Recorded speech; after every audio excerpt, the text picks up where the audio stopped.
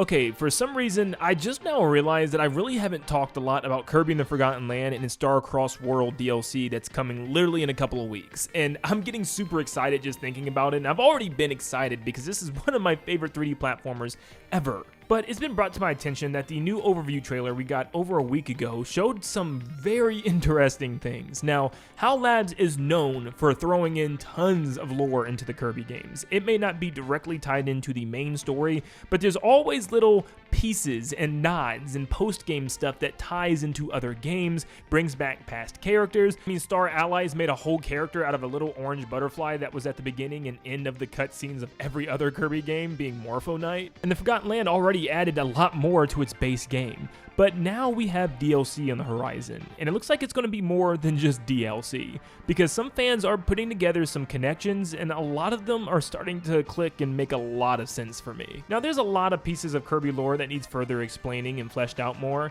but one of those things is another dimension, which is literally a place that's in between worlds in the Kirby franchise. Now, this was shown to us in Kirby's Return to Dreamland, and brought back again, obviously, in Kirby's Return to Dreamland Deluxe. But I now am starting to see a connection where maybe this DLC for the Forgotten Land further explains what that another dimension actually is. Now, to get to this plane of existence, you need to open up a dimensional rift, and only extremely powerful beings or ancient technology is able to do something like this. We know the ancient technology of the Lore Star Cutter is capable. We know Magolor, when fully powered up with the Master Crown, is capable of doing this. And the main villain of the Forgotten Land, Fecto Elfilis, is able to do this as well. Shoot, even the counterpart to Fecto Elfilis, being Elfilin, is able to open up dimensional rifts as he comes back to Great Kirby at the end of the game. And even though we know that some characters can create these rifts, we don't know much about the dimension itself. The only creatures we've ever seen actually come out of it are the Sphere Doomers, which mostly seems like interdimensional imps that don't really pose a huge threat. Outside of the Grand Doomers, we really haven't seen a leader or some type of advanced civilization come out of this world until perhaps now. So the story this time is a giant heart-shaped meteor comes flying down and crashing into the ocean into the Forgotten Land,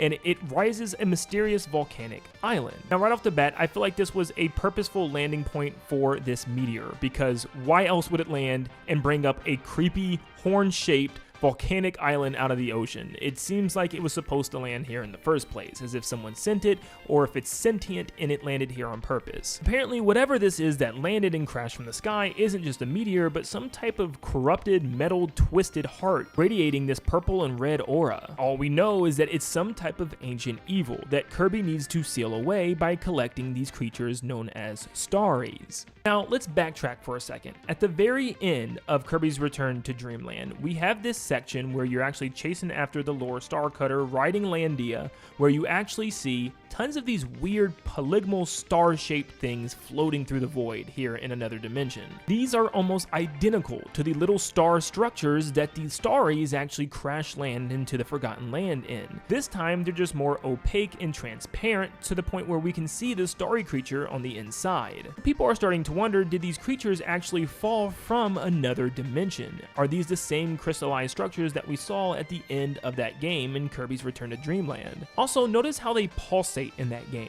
They almost look alive, as if something inside is moving around, jiggling around, moving the whole crystallized structure around as well. So I do wonder, are there actual starries inside of these crystals? And if so, have they been trapped this entire time by whatever this ancient evil is, and somehow made their way to the Forgotten Land and chased by this ancient evil as well? And what if they remembered Kirby, so they knew that the only place they can find help is through Kirby after seeing what he was able to do with Magolor and the Master Crown? So maybe they're following Kirby and finally catch up to him in the Forgotten Land. And even in this cutscene, the crystals don't look as transparent. They still have those same colors and look very similar to the ones from Return to Dreamland. Now let's just look at what the crystals do when they land. Everything that they touch, they turn into this blue crystallized look. These blue crystals don't only form platforms and actually change the terrain, but they actually change the enemies as well, making them stronger and giving giving them new powers and effects. It literally is the same colors and color scheme as another dimension. The sky opens up in a very similar colorway, with your blues and purples scattered everywhere, and it also gives the same appearance to everything that it touches and lands on. So I honestly would be very shocked if it didn't have any sort of connection to another dimension.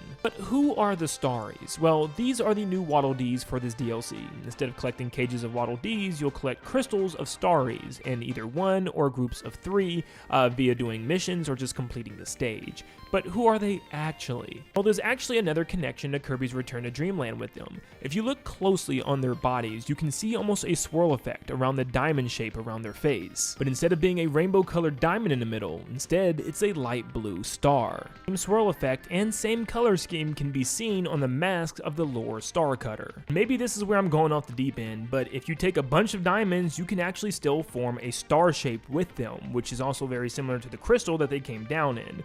So what's my theory? They all seem to be babies or smaller pieces of a larger whole, so maybe you have to collect a bunch of them in order to form some new creature, or maybe they're just, separated pieces of a bigger, larger entity. In fact, it might be their entire purpose. That's why we have to collect them in the first place in order to seal away this ancient evil heart. In fact, there's an entire scene where there's blue crystals surrounding the heart as it raises in the air and glows as if it's about to crack open. Which actually makes me wonder, is this a Magalore situation where we're actually freeing, bad, evil creatures that's actually going to break free this curse and release this ancient creature? I mean, this doesn't look like a happy ending, and Kirby and Elfland are flat on their face as if they just took damage from something. Not to mention, this scene is completely different. It shows Kirby and Elfland rising up on a floating piece of crystal that's coming out from the volcano and extruding straight into the air. So I'm starting to think that this might be a bonus world that we get to play with all original levels at the very end of the story,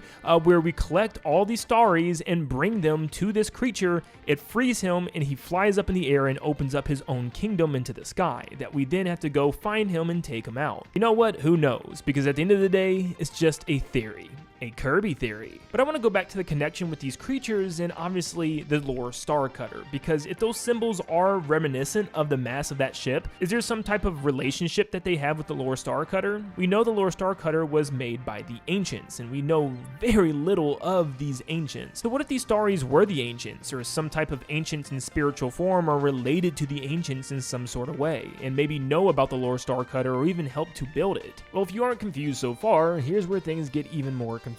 There's these brand new enemy creatures, and they seem to look exactly like starries, but these guys are a lot bigger, their arms are detached, and they seem to have some type of mystical powers as well. They can spawn crystals and create meteors that they can toss down at Kirby. Now these guys don't seem to just be starries encased in crystal. During the treehouse we can see one actually form out of some pink goop as the crystals form around it. This has nothing to do with the starries, it looks like, even though it has a diamond-like star shape as its face. But there's another scene that we can zoom into to see the creature while it's fully formed, and it's this weird egg-shaped form that has these pink and blue stripes along it with a giant eyeball in the center. So once again, these seem to be separate creatures from the starries, so I don't think the starries are inherently evil, but they might be used in an evil way to free the villain in some sort of way. I'm not really sure yet. Now there are some people out there that thinks there could be another connection to Star Allies, as these new creatures have 4 horns at the top of their heads, very similar to the symbol of the Jamba heart. Now I'm not going to get into all this today, you're going to have to do some research on that one because it would take all video to explain this. To make a long story short, it's an ancient religion based on evil and darkness within the Kirby franchise. Once again, we do see the story is focused on a giant crystal heart which comes plummeting down, losing the crystal seal